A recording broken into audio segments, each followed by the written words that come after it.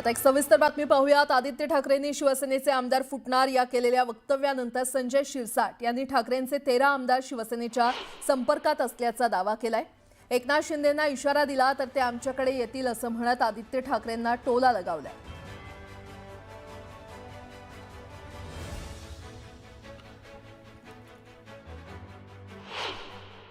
आमदार आमच्या संपर्कात आहेत, त्यांची नावं मी सांगू शकतो, परंतु हे आत्ता आम्हाला त्यांना डिस्पोज नाही करायचं, त्यांना असं दाखवायचं नाही आहे आणि एक्सपोज नाही करायचं। डिस्पोज म्हणलं एक्सपोज नाही करायचं आणि एक्सपोज करून त्यांचे पक्षामध्ये कुठं अडचण होईल असं काही वातावरण होऊ नये अशी माझी धारणा आहे। पण ज्या दिवशी एकनाथ शिंदे साहेब म्हणतील त्या टायमाला या महाराष्ट्राच्या राजकारणामध्ये मोठा स्फोट होईल। बातमीपत्रामध्ये आता पाहणार आहोत सकाळच्या महत्त्वाच्या 100 बातम्या अतिशय वेगवान स्वरूपात। सुरुवात करूयात। 22 आमदार दुसऱ्या गटात जाणार असल्याचं वक्तव्य आदित्य ठाकरेंनी केलंय। आदित्य ठाकरेंच्या वक्तव्याने राजकीय वर्तुळात खळबळ माजली आहे। आदित्य ठाकरेंनी शिवसेनेचे आमदार फुटणार या केलेल्या वक्तव्यानंतर संजय शिरसाट यांनी ठाकरेंचे 13 आमदार शिवसेनेच्या संपर्कात असल्याचा दावा केला। एकनाथ शिंदेंना इशारा दिला तर ते आमच्याकडे येतील असं म्हणत आदित्य ठाकरेंना टोला लगावलाय। देवगिरी बंगल्यावर शिवसेनेच्या सर्व आमदारांच्या बैठकीचं आयोजन करण्यात आलंय। महापालिका निवडणुकीसाठी शिवसेनेच्या रणनीतीवर शिंदे आमदारांना मार्गदर्शन करणार आहेत। आगामी पालिका निवडणुकीसाठी महाविकास आघाडी म्हणून स्थानिक नेत्यांशी चर्चा करा। शरद पवारांच्या पक्षाच्या कार्यकर्त्यांना शशिकांत शिंदेंनी हे आदेश दिले। विरोधी पक्षनेतेपदावरून भास्कर जाधव चांगलेच आक्रमक झाले। सत्ताधारी पक्षाला संविधान मान्य नसल्यामुळेच ते विरोधी पक्षनेता बनवत नसल्याची टीका जाधव यांनी केली। तसंच उदय सामंत यांच्या टीकेला देखील त्यांनी प्रत्युत्तर दिलं। आपण आक्रमक असल्यामुळेच सत्ताधारी आपल्याला घाबरतात असा टोला भास्कर जाधव यांनी लगावला। भास्कर जाधव हे जास्त आक्रमक असल्यानं त्यांना थांबवण्यासाठी विरोधी पक्षनेतेपदाचं निव्वळ आमिष दाखवलं जात असल्याचा टोला उद्योगमंत्री सामंत यांनी लगावला। तसंच शिवसेना उबाठाकडून विरोधी पक्षनेतेपदासाठी वेगळ्याच नावाची चर्चा सुरू असल्याचंही त्यांनी सांगितलं।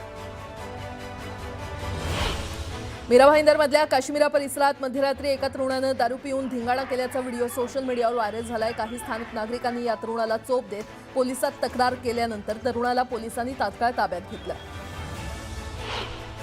आगामी भिवंडी निजामपूर महानगरपालिकेच्या निवडणुकीसाठी समाजवादी पक्षानं स्वबळाचा नारा दिलाय। समाजवादी पक्षाचे महाराष्ट्र प्रदेश उपाध्यक्ष अजय यादव यांनी निवडणूक समन्वय समितीचे रियाज आझमी आणि पदाधिकाऱ्यांच्या उपस्थितीमध्ये स्वबळाची घोषणा केली।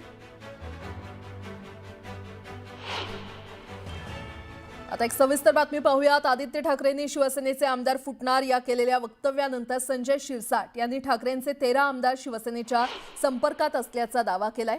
एकनाथ शिंदेंना इशारा दिला तर ते आमच्याकडे येतील असं म्हणत आदित्य ठाकरेंना टोला लगावलाय।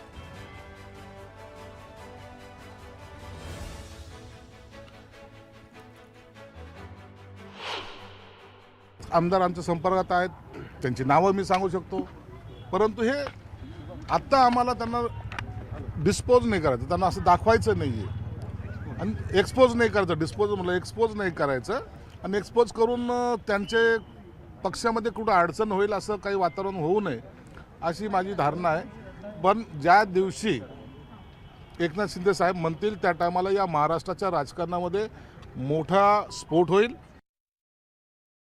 पुन्हा एकदा बातम्या वेगवान स्वरूपात। साताऱ्याच्या धोम गावात समाज मंदिरासाठी नागरिकांनी आमरण उपोषण केलंय। सरपंचानं सही न दिल्यानं बांधकामाला अडथळा निर्माण झाला। तातडीनं समाज मंदिर बांधण्याची मागणी नागरिकांनी केली आहे। कराडच्या चचे गावात बैलगाडा शर्यतीचं आयोजन करण्यात आलं होतं। यात सचिन जंगम यांच्या बब्या डॉन आणि विदर्भ केसरी निशान बैल जोडीनं पहिला क्रमांक पटकावलाय। सोलापूर जिल्ह्यात ऊस दरावरून शेतकरी आक्रमक झालेत। ऊसाला 3500 रुपये प्रति टन दर देण्याची मागणी केली आहे। मागणी पूर्ण होईपर्यंत उपोषण सुरूच ठेवण्याचा इशारा देण्यात आला। अकोल्याच्या वाडेगावात शेतकऱ्यांनी रास्ता रोको आंदोलन केलं। नाफेडच्या जाचक आणि किचकट अटींना शेतकऱ्यांनी विरोध केला। यामुळे अनेकांना शेतमाल परत न्यावा लागत असल्यानं शेतकऱ्यांना मनस्ताप सहन करावा लागतोय। तातडीनं नियम शिथिल करण्याची मागणी करण्यात आली आहे। नांदेडच्या कंधार तालुक्यातील कवठा इथे शेतकऱ्यांनी रास्ता रोको आंदोलन केलं। अतिवृष्टीसह महापुरात शेतीचं नुकसान झालेल्यांना मदत कमी मिळाल्याचा आरोप करण्यात आलाय। तातडीनं योग्य मदत देण्याची मागणी करण्यात आली आहे। कल्याण शहरात एक लहान मुलगा वाहतूक कोंडी सोडवण्यात मदत करतोय. शिटी वाजवत पुढे चला काका असं सांगणाऱ्या या लहान मुलाचा व्हिडिओ सध्या जोरदार व्हायरल झाला. पुणे जमीन गैरव्यवहार प्रकरणी रवींद्र तारूला 8 दिवसांची पोलीस कोठडी सुनावण्यात आली आहे. रवींद्र तारूची पोलिसांकडून कसून चौकशी केली जाणार आहे. धुळे शहरात सायलेन्सरचा आवाज करणाऱ्या दुचाकी चालकांवर कारवाई करण्यात आली आहे. 62 बुलेटवर कारवाई करत सायलेन्सर जप्त केलेत. दरम्यान कर्णकर्कश आवाज कुणीही दुचाकी न चालवण्याचं आवाहन पोलिसांनी केलं. देहरोडच्या किवळे रावेत परिसरातील चंद्रभागा कॉर्नरमध्ये नवीन डाकघर सुरू करण्यात आलंय. आमदार शंकर जगताप यांच्या हस्ते उद्घाटन सोहळा पार पडला. त्यामुळे नागरिकांना मोठा फायदा होणार आहे.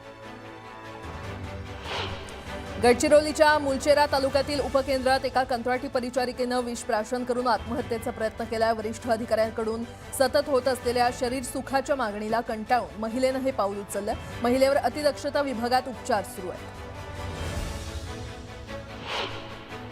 छत्रपती संभाजीनगरमध्ये टीव्ही सेंटर परिसरात दुचाकी चोरीला गेलाय. चोरीची संपूर्ण घटना सीसीटीव्हीमध्ये कैद झाली आहे. पोलिसांकडून चोरट्याचा शोध घेतला जातो. नालासोपाऱ्यात उड्डाणपुलाखाली जलवाहिनी फुटली. यामुळे लाखो लिटर पाणी वाया गेलंय. तातडीनं जलवाहिनी दुरुस्त करण्याची मागणी करण्यात आली आहे. मुंबईतील तानसा जलवाहिनीचं देखभाल दुरुस्तीचं काम सुरू आहे आणि यामुळे मुंबईसह उपनगरात 15% पाणी कपात करण्यात येणार आहे. त्यामुळे नागरिकांना पाणी जपून वापरण्याचं आवाहन करण्यात आलंय. नालासोपाऱ्यातून बेपत्ता झालेल्या 8 वर्षीय मुलाचा मृतदेह 5 दिवसानंतर पाण्याच्या टाकीत सापडलाय. मेहराज शेख असं मृत्यू झालेल्या मुलाचं नाव आहे. पोलिसांकडून अधिकचा तपास सुरू आहे. सविस्तर बातमी पाहूयात. नाशिकमध्ये लवकरच होणाऱ्या सिंहस्थ कुंभमेळ्यानिमित्तानं साधूग्राम बांधलं जाणार आहे. पण त्यासाठी तपोवनातील तब्बल 1800 झाडं तोडली जाणार आहेत. सरकारच्या या प्रस्तावित वृक्षतोडीला मोठ्या प्रमाणात विरोध होतोय. पर्यावरणप्रेमी, सामाजिक संस्था, स्थानिकांसह कलाकार देखील या वृक्षतोडीच्या विरोधात पुढे आलेत. अभिनेते सयाजी शिंदे यांनी या वृक्षतोडीला तीव्र विरोध दर्शवलाय. मनसे अध्यक्ष राज ठाकरे, उद्धव ठाकरे यांच्यासह सत्ताधारी राष्ट्रवादी काँग्रेस आणि शिंदेंच्या शिवसेनेनं देखील या प्रकरणी सयाजी शिंदे यांच्या भूमिकेला पाठिंबा दिलाय. या पार्श्वभूमीवर सयाजी शिंदे यांनी राज ठाकरे यांच्याशी भेट घेत या मुद्द्यावर चर्चा केली.